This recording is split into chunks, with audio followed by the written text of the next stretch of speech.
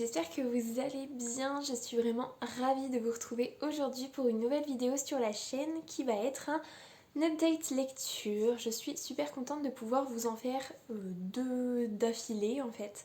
Ça me fait super plaisir. Et avant qu'on commence, en fait, je tiens à faire un petit erratum. La semaine dernière, en fait, dans mon update, je vous parlais de Surnaturel de E.J. Swan. Enfin, en tout cas, des 100 premières pages que j'avais lues. Et je vous disais qu'il faisait partie des 25, enfin des 26 présélectionnés pour le PLIB 2021 et que du coup j'étais un peu deg et que s'il était choisi, je le terminerais quand même, mais bon voilà, bref. Et Ingrid, dont je vous mettrai la chaîne dans la description, m'a fait remarquer qu'en fait il ne fait pas partie des 26 présélectionnés. Et je sais pas pourquoi en fait j'avais gardé en tête qu'il y était. Donc d'une certaine façon je suis assez contente qu'il n'en fasse pas partie. Comme ça bah je peux tourner la page sur celui-là. Et donc voilà, il ne fait pas partie finalement des 26 présélectionnés pour le PLIB. Donc voilà, je vous ai dit complètement n'importe quoi la semaine dernière. Voilà, je remets à jour à peu près là où on en est. Et on va commencer l'update maintenant. Alors, par contre, là, c'est vrai, je vous présente des lectures pour le PLIB 2021. Cette fois-ci, j'en ai fait deux cette semaine. Et j'ai commencé par Chromatopia de Betty Piccioli. Je pense que c'est comme ça que ça se dit. Et je crois que c'est aux éditions Scrineo, même si moi je l'ai lu sur ma liseuse. Il me semble que c'est Scrineo, mais je vous remettrai là si c'est autre chose ou pas. Alors, pour vous faire un résumé, on va suivre en fait essentiellement trois personnages, trois points de vue différents, puisque en fait la société de Chromatopia, enfin la ville de Chromatopia plutôt, elle est organisée comme son nom l'indique selon des couleurs, donc les couleurs de l'arc-en-ciel. En gros, on part du violet qui est la royauté, on descend avec le rouge qui sont les nobles, le orange, le clergé, le jaune, les artisans, le vert, les agriculteurs, et on finit par le bleu avec le bas peuple, en fait, la misère sociale, tout ça, tout ça. Donc en fait, on va suivre trois jeunes gens qui viennent respectivement de la couleur violette, jaune et bleu. Et en fait, forcément, en fait, leur destin va un petit peu se croiser, mais au début, on les a bien tous les trois très très distincts. Et en gros, on va suivre l'évolution de ces personnages dans leurs couleurs respectives, le fait qu'ils passent d'une couleur à l'autre, alors que c'est interdit, hein, chaque couleur reste bien normalement dans sa couleur et ne peut pas se mélanger aux autres, sauf cas exceptionnel. Mais voilà, on va voir un peu leur vie, chacun de leur côté, et après comment ça va se mêler. Et je veux pas trop vous en dire plus parce que j'en savais pas tellement plus, je savais juste que c'était organisé selon des couleurs, et je m'en étais arrêtée là. Alors, maintenant, ce que j'en ai pensé, franchement, eh ben, au début, je me suis dit, oui, ça va encore être juste un peu bof. Ça me faisait penser un petit peu à La Ville sans moi qui m'avait déçue en termes d'univers, et encore c'est pas du tout le même univers, mais ça m'avait fait un petit peu penser à ça, sauf que j'ai bien plus apprécié Chromatopia que La Ville sans moi. Peut-être parce que j'avais beaucoup moins d'attentes pour Chromatopia, j'avais même en attente d'être déçue, donc c'est pour dire, et au final pas du tout. J'ai trouvé ça vraiment très bien, c'est relativement bien écrit. Les points de vue des trois personnages qui viennent de différents niveaux de la ville, j'ai trouvé ça super bien fait. Le langage qui est employé aux différents niveaux est totalement crédible. D'ailleurs, dans la nuance bleue, le personnage parle. Voilà, elle parle pas mal, mais un peu quand même. Elle a une diction, un accent bien particulier qui est un peu pénible à lire, mais en même temps, c'est le cas. Elle est elle est dans cet univers-là, elle n'a pas une culture, une éducation aussi noble que peut l'avoir le personnage de la couleur violette. Donc en fait, c'est vraiment crédible, même si c'est pénible à lire par certains aspects, c'est vraiment crédible, c'est bien fait, c'est bien ficelé. Je trouve qu'on a des choses qui se devinent assez rapidement, mais c'est pas... comment dire, c'est pas flagrant dans le sens où on n'a pas l'impression que l'auteur nous dit vraiment ah tiens, je te mets cet indice là et je te le souligne bien pour que tu comprennes qu'il va se passer ça. Non, là c'est vraiment, c'est dit dans l'histoire mais de façon, enfin ça coule en fait dans le récit et nous en tant que lecteur on va s'en rendre compte sans que l'auteur ait besoin de vraiment mettre le nez dessus et je trouve ça agréable parce qu'au final certes ce qui s'y passe on le devine assez facilement mais c'est pas comme dans La Ville Tendance que je pouvais y reprocher à La Ville Tendance, c'est que je trouve que l'auteur elle accentuait trop certains indices qui faisaient que tout devenait très très très prévisible, un peu trop prévisible du fait qu'elle insistait lourdement. Donc là, c'est un peu prévisible, mais au final, ça ne m'a pas dérangé plus que ça. J'ai vraiment trouvé ça super intéressant. Les personnages sont attachants tous autant qu'ils sont. Voilà, c'est pas extraordinaire, ça fait pas partie de mes coups de cœur, mais vraiment en fait je me suis surprise en fait à apprécier ma lecture et je me suis dit que j'avais très envie de lire le tome 2 s'il y avait un tome 2. Alors je me suis pas renseignée mais si l'auteur décide de faire un tome 2, je me ferai une joie de le lire, surtout que la fin n'est pas décevante du tout. Enfin, elle peut être décevante pour certains, mais moi, c'est vraiment le genre de fin qui est en demi-teinte et je trouve ça vraiment super intéressant et j'ai envie de savoir comment ça va se goupiller, comment ça va évoluer en fait, puisque la situation d'un certain côté est réglée en fait, mais d'un autre pas du tout. Donc j'ai vraiment envie de voir comment elle va creuser là-dedans, surtout qu'elle a laissé des portes ouvertes, donc voilà, franchement c'était plutôt sympa comme lecture. Je crois que je lui ai donné une note de 4 sur 5, je crois. Parce que c'est vraiment prometteur. C'est pas extraordinaire, c'est pas un coup de cœur, mais c'est une très très bonne lecture pour moi. Et donc bah, je vous la conseille parce que vraiment en fait bah, c'était super bien. Donc voilà, je suis assez contente parce que ça fait partie du Plib.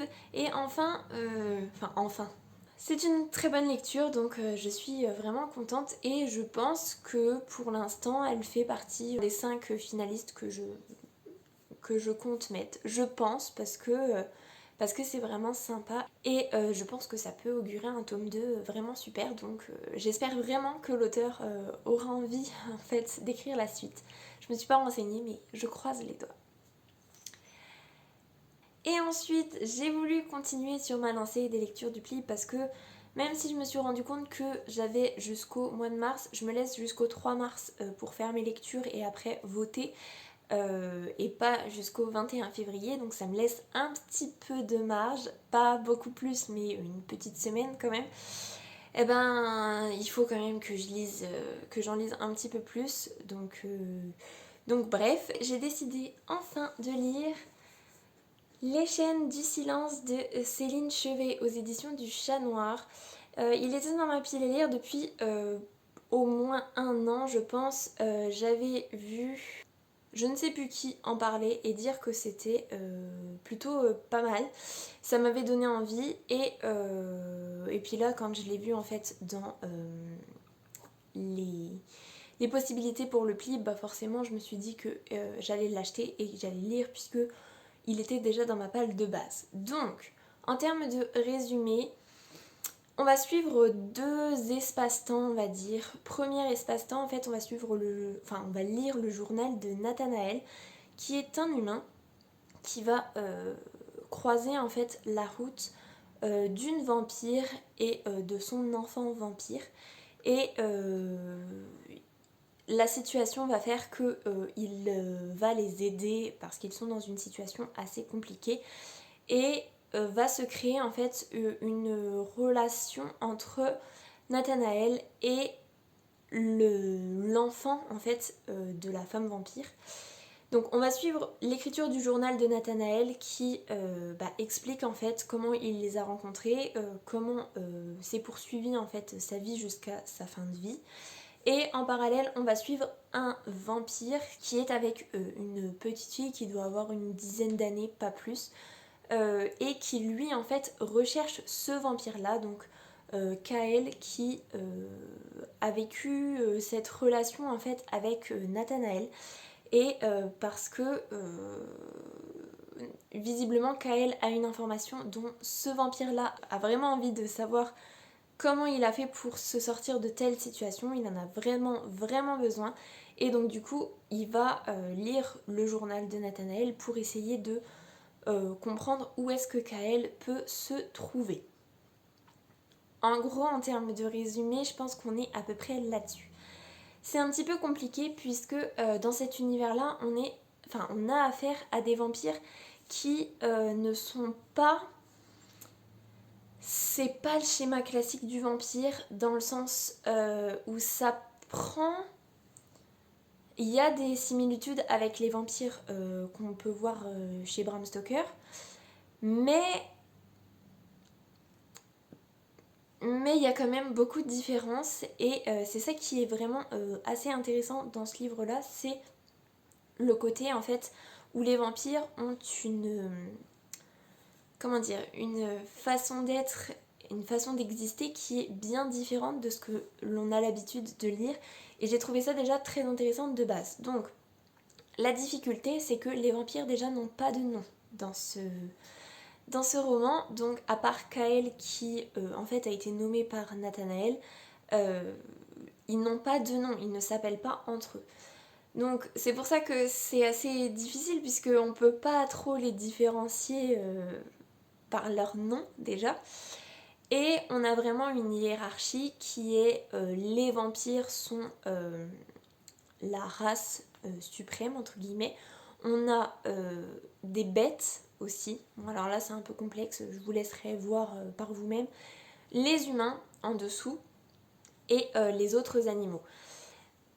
On est sur une relation vraiment d'esclave entre guillemets entre vampires et humains puisque vraiment les vampires, pour eux, c'est vraiment la race suprême, ils sont totalement aboutis en fait, ils peuvent pas évoluer plus que ça et les humains c'est vraiment de la nourriture pour eux mais aussi ils peuvent les aider à fabriquer des choses dont ils ont besoin puisque on a quand même des vampires qui craignent le feu et pour créer certains objets, certaines choses, on a besoin de mettre en marche du feu entre guillemets. Donc pour eux c'est pas possible. Donc voilà, il va y avoir une relation en fait un peu commerciale entre les deux peuples. En même temps, les vampires aiment bien s'alimenter sur des humains. Et c'est surtout qu'on va avoir des vampires qui n'ont pas du tout d'émotions comme peut en avoir des humains. Ils sont vraiment très très différents. Et la relation en fait entre Nathanaël et Kael, elle est très complexe parce que Nathanaël va le rencontrer quand il est tout jeune, hein, il a que quelques mois je crois ou quelques jours. Et on parle en fait d'amitié dans ce livre-là, mais c'est compliqué parce que ça peut pas être vraiment de l'amitié puisque les vampires ne ressentent pas d'empathie vis-à-vis des humains. Ils n'ont pas les mêmes émotions de joie, de colère, de tristesse.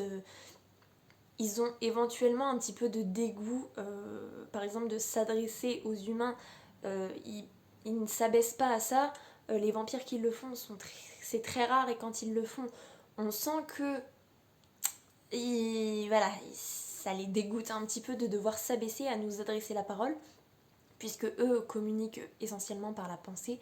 Enfin non, pas essentiellement, ils communiquent par la pensée. Voilà. En gros, c'est un peu compliqué de vous parler de ce livre-là. Techniquement, en fait, je devais filmer hier. Et quand je l'ai terminé, je me suis dit, laisse-toi la soirée, la nuit pour y repenser. Peut-être que demain matin, tu arriveras un petit peu plus à analyser ta lecture.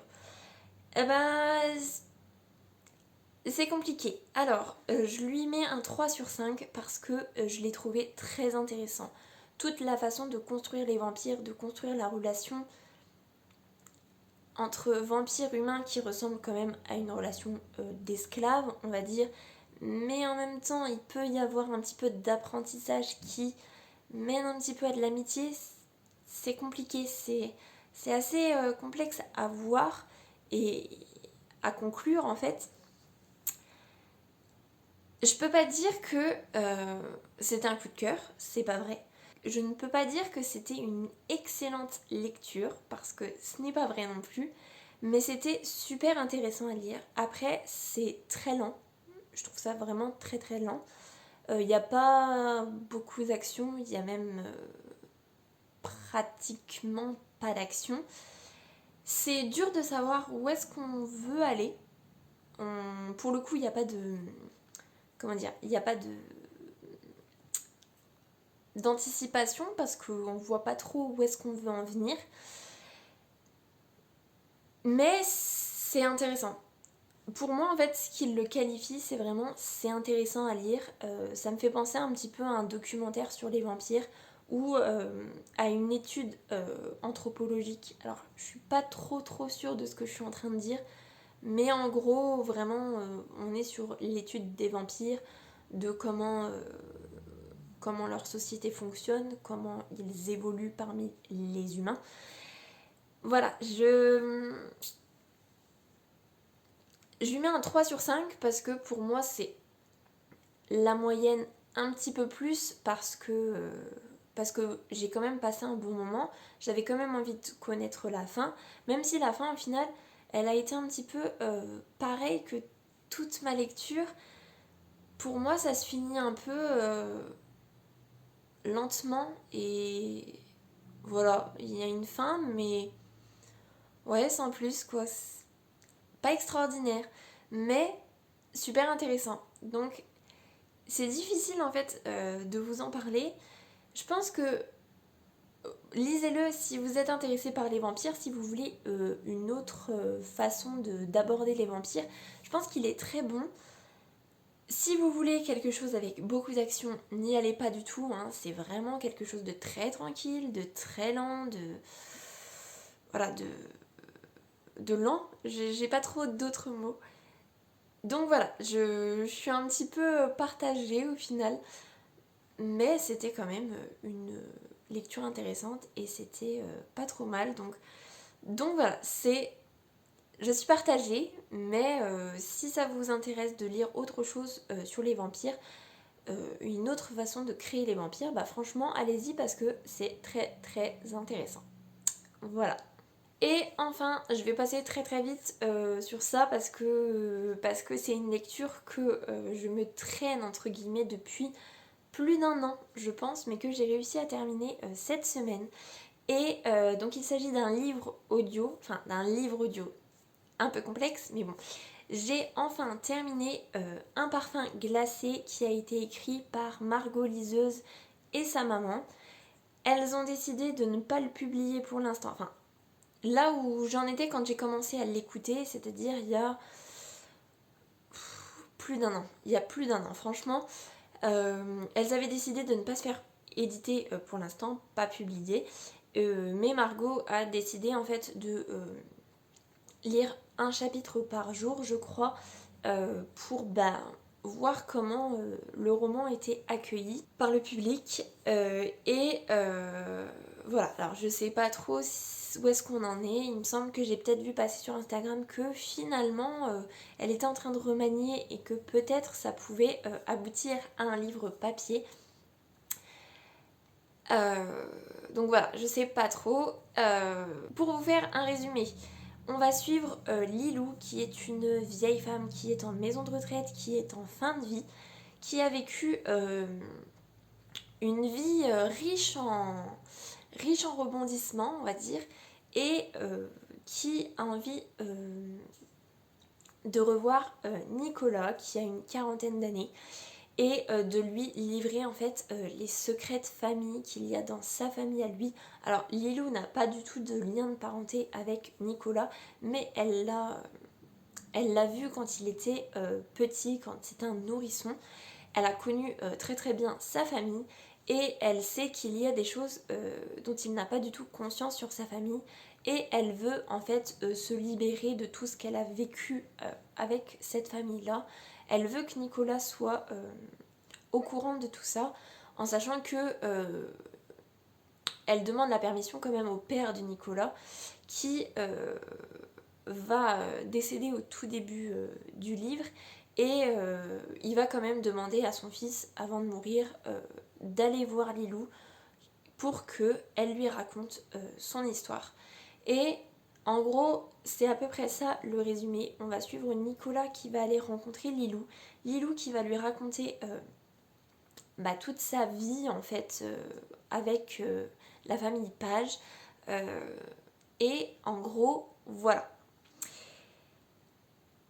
Si je l'ai écouté sur autant de temps, ce n'est pas parce que ce n'était pas bien, c'est parce que les livres audio, en fait, je les écoute dans la voiture quand je fais des grands trajets. Et il se trouve qu'en 2020, j'ai fait beaucoup moins de trajets que d'habitude, essentiellement parce qu'on a été confinés une bonne partie de l'année et que je rentre chez mes parents beaucoup moins souvent, et quelquefois je ne rentre pas toute seule, donc forcément quand je suis accompagnée dans la voiture je n'écoute pas, donc voilà, ça m'a pris beaucoup de temps en fait à écouter, mais ça a été un vrai plaisir à écouter.